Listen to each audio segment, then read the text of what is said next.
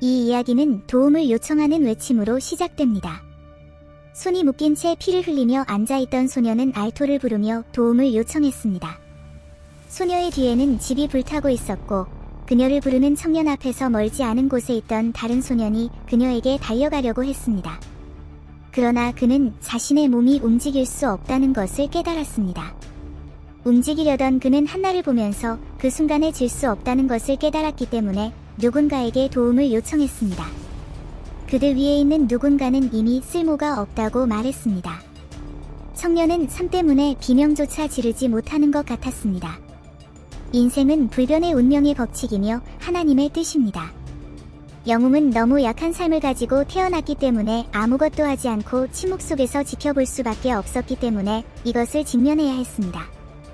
그 순간 우리 영웅과 이야기하던 누군가가 소녀를 공격하여 그녀를 바로 앞에 두려고 했습니다. 청년은 전체 상황을 보고 스스로에게 그만두라고 요청하고 스스로에게 그만두라고 간청했습니다. 이 누군가가 움직일 수 없는 한나를 공격하기 시작했을 때 다음 순간 한나는 겁에 질렸고 영웅은 그 모습을 보고 눈물을 흘리며 비명을 질렀습니다. 15년 전 한 청년이 사랑을 잃었습니다. 그는 많은 책을 읽으며 한나를 되살릴 방법을 찾았습니다. 그는 그녀를 되찾을 방법을 찾기 위해 진지하게 세상을 조사했습니다. 던전에서 드래곤에게 도전해야 한다는 소문이 있었지만 드래곤에게 도전하는 청년은 드래곤이 99레벨이라는 사실을 몰랐고 이미 55세가 되지 않으면 드래곤을 찾을 방법을 찾고 있었고 이미 늙어서 상대와 마주하고 있었습니다.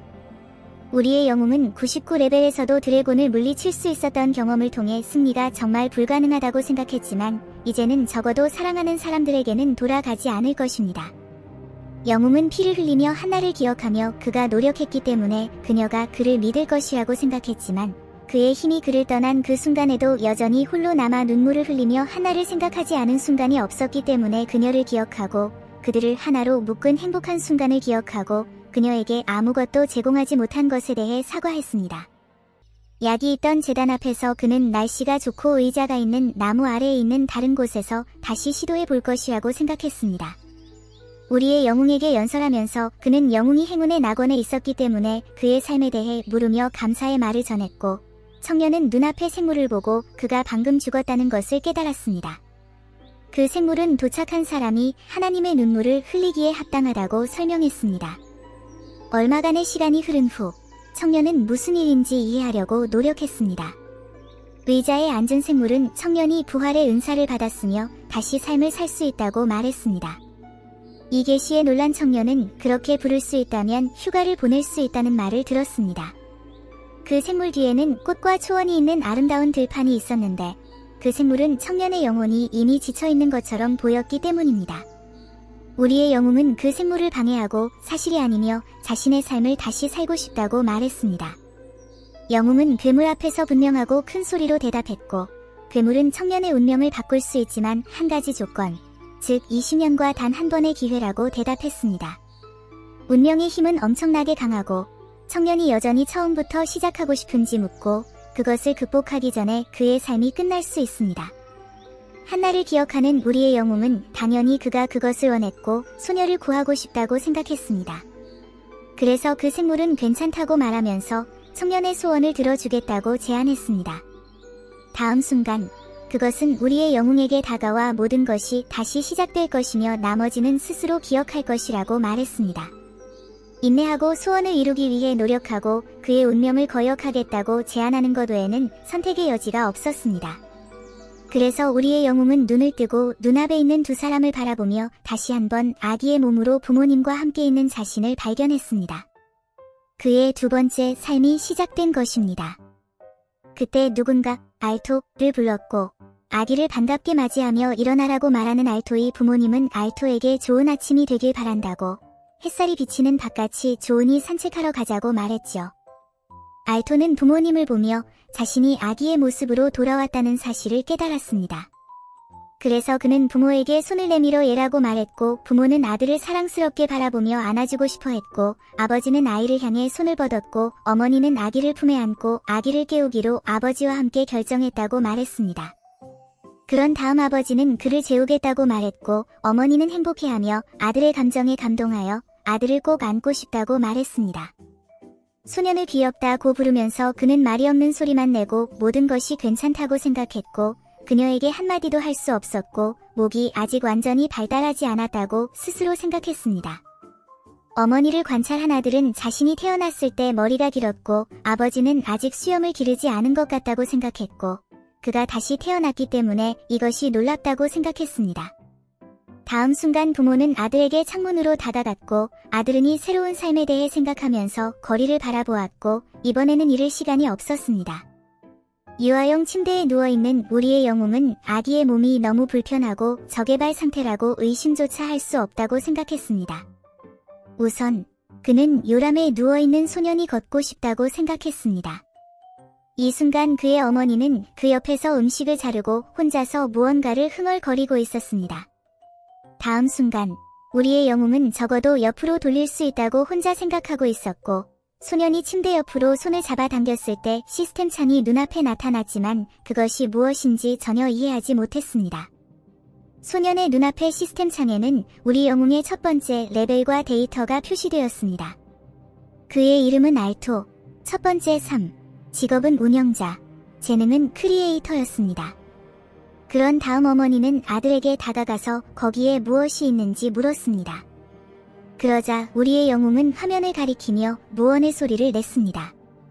어머니는 영웅이 어디를 가리키는지 몰랐고 아마 기저귀를 갈아야 한다고 생각했습니다. 아기는 엄마가 그 창문을 보지 못한 것 같다는 것을 깨달았습니다. 이 시점에서 시스템 화면에는 근력, 즉 체력이 표시되었습니다. 우리의 영웅은 이것이 능력의 상태라고 생각했고 교회에서 생활 수준을 평가할 수 있다고 생각했습니다. 그는 능력을 수치로 환산하는 것이 가능하다는 것을 들어본 적이 없었습니다. 아마도 모든 것이 일어날 것입니다. 알토는 낙원에서 어떤 존재와의 만남을 기억하며 그 존재가 자신의 특별한 문신을 선택하도록 허락하겠다고 말했습니다. 이 말을 듣고 청년은 그 존재에게 다시 물었고 그 존재는 천재, 전사, 마술사, 기술자 또는 창조자와 같은 천부적 재능을 가진 사람들에게 주어진다고 답했습니다. 청년은 천재였던 것 같습니다. 무언가를 남기고 싶지 않느냐는 질문에 그는 창조자가 되고 싶기 때문에 과거를 원하지 않는다고 대답했습니다. 세상에는 5가지의 천부적 재능이 있지만 그는 창조주의 재능에 대해 들어본 적이 없었기 때문에 자신이 무엇을 할 수 있는지 알아보고 싶었습니다. 그래서 시스템 창을 클릭한 아기는 창조주의 재능이 독특하다는 것을 알고 모든 상황을 깨달았습니다.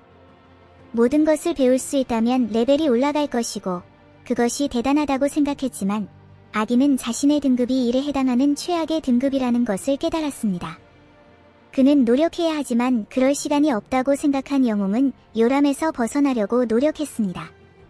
이것을 관찰한 어머니는 알토가 일어나려고 했기 때문에 아버지에게 주의를 기울이라고 말했고 아버지는 아기가 이렇게 하는 것을 본 적이 없다고 말했습니다.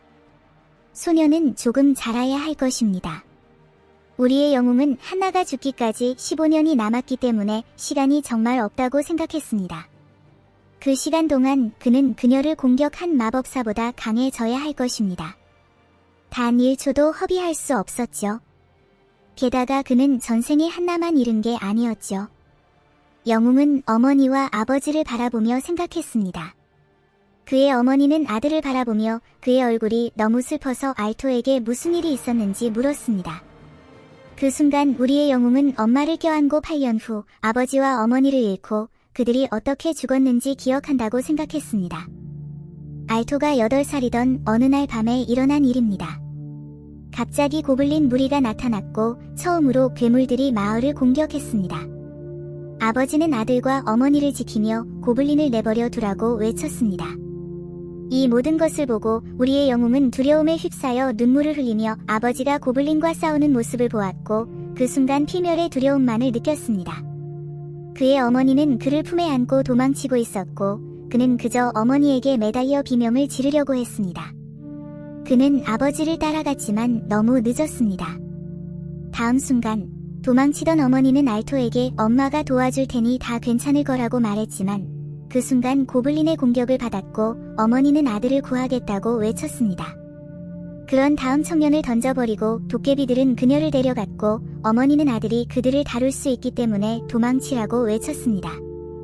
겁에 질린 청년은 이를 악물고 눈물을 흘리며 달릴 수밖에 없었습니다. 어머니는 아들을 너무 사랑해서 아들에게 사과했고 우리의 영웅은 부모로부터 눈물을 흘리며 도망치는 동안 아무것도 할 수 없었기 때문에 단순히 도망쳤습니다.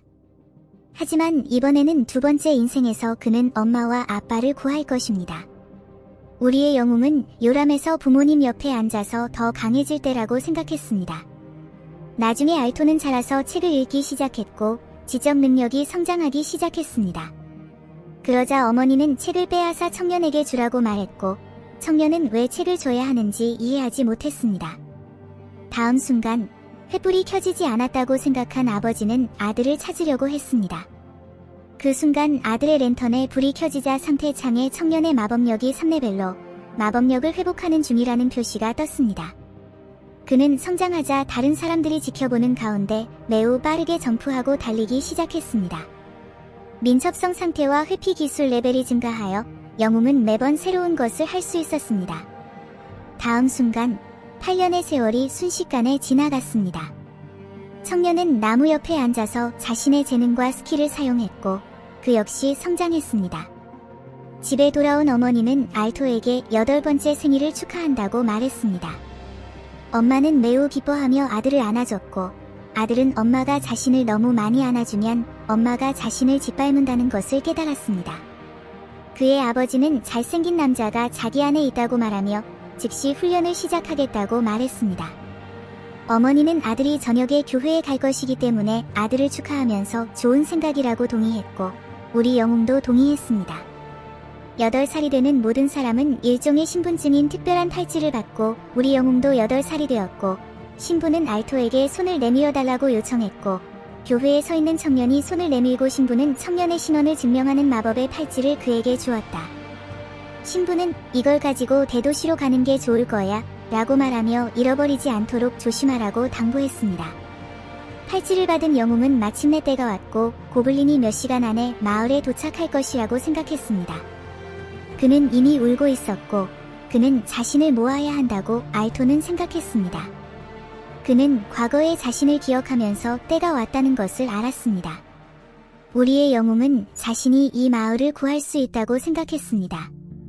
교회를 나와 숲으로 향하던 청년은 자신의 스킬 차트를 열어 자신이 얼마나 성장했는지 확인하고 싶었습니다. 이것이 그의 현재 상태였습니다. 그는 아마도 15레벨에 도달하려면 힘을 더 키워야 할 것 같았고 마법은 총 32레벨에 머물러 있었습니다. 알토는 8년 동안 쌓은 모든 스킬을 사용할 줄 알았고 유일하게 이해하지 못하는 스킬은 기능적인 물체를 만드는 능력이었습니다. 영웅은 이 스킬이 없어서 한 번도 활성화해 본 적이 없다고 생각했습니다. 그래서 그는 전투에서 아무런 해를 끼치지 않을 것이라고 생각하고 활성화하기로 결정했습니다. 그 순간 그는 고블린이 이미 숲에 있다는 것을 깨달았습니다. 그는 도깨비들이 왔다고 생각하고 나무 뒤에 숨었다. 총 3마리의 고블린이 있었는데 순찰병인 것 같았다. 그는 과거에 많은 괴물들을 물리쳤기 때문에 침착해야 한다는 것을 알고 있었습니다. 그러자 고블린들은 나무 뒤에 서 있던 우리 영웅을 발견하고 그에게 달려들었습니다.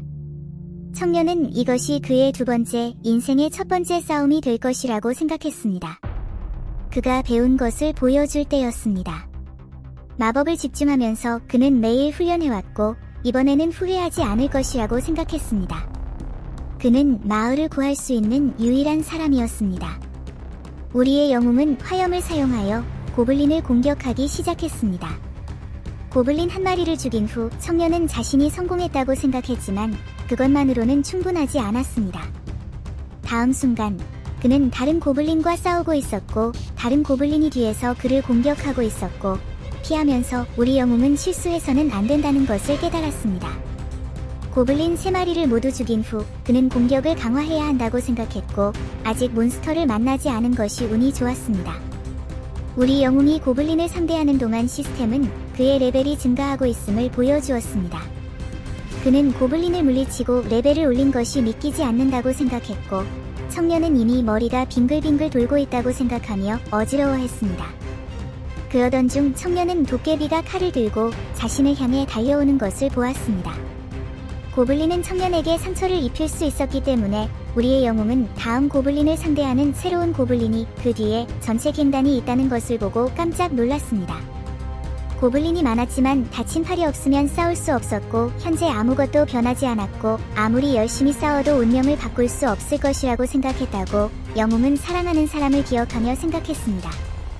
그런 다음 청년은 마법 사용을 포기하지 않을 것이라고 생각했습니다. 그는 시도해야 한다고 생각했지만 그 순간 마법의 힘은 50레벨에 도달했고 그가 습득한 기술은 죽음의 전령이었습니다. 청년은 레벨 증가가 적힌 시스템 창을 보았을 때 창조 기술을 습득했고 레벨이 증가하면 마법의 힘이 나타날 것이라고 생각했기 때문에 사용할 수 없다고 영웅은 생각했습니다. 그 순간 그의 뒤에 고블린 무리가 있었습니다.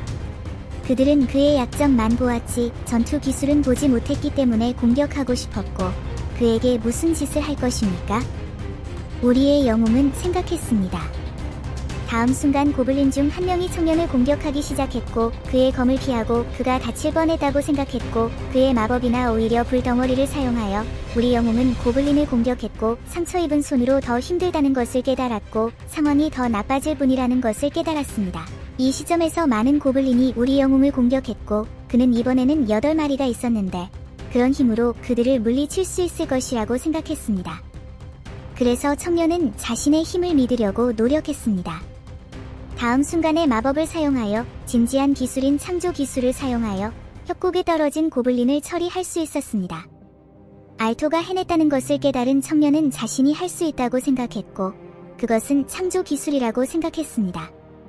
그의 손을 보면서 우리의 영웅은 자신의 운명을 기억하고 알토가 마을을 구했기 때문에 운명이 바뀔 것이라고 생각하면서 그가 해냈다는 사실에 기뻐했습니다. 그 순간 시스템은 레벨 증가를 보였고 그것은 큰 것이었습니다. 아마도 레벨이 올라간 후 영웅이 싸운 고블린을 물리쳤기 때문에 한 단계 더 나아갈 기회가 있다면 레벨이 올라가는 것은 성장하는 고통이라고 청년은 의식을 잃고 생각했습니다. 그런 다음 그는 눈을 뜨고 차갑고 무언가가 얼굴 주위를 날고 있다는 것을 깨달았습니다. 그는 그 순간 어떤 생물을 보았다고 생각했고 멀리 뛰어가는 것을 보고 저게 뭐지? 그의 앞에 일종의 슬라임이 있었고 슬라임이 머리를 보였습니다. 청년은 어떤 액체를 보고 마셔야 하는지 물었습니다. 알토는 슬라임의 머리에 있던 액체를 마시면서 그것이 자신에게 얼마나 좋은지 생각했습니다. 그 순간 슬라임이 눈앞에서 튀어나와서 영웅은 그것이 무엇인지 생각했습니다. 바로 앞에 있는 슬라임을 본 청년은 슬라임이 위험한 괴물처럼 보이지 않고 충분히 친근하다고 생각했습니다.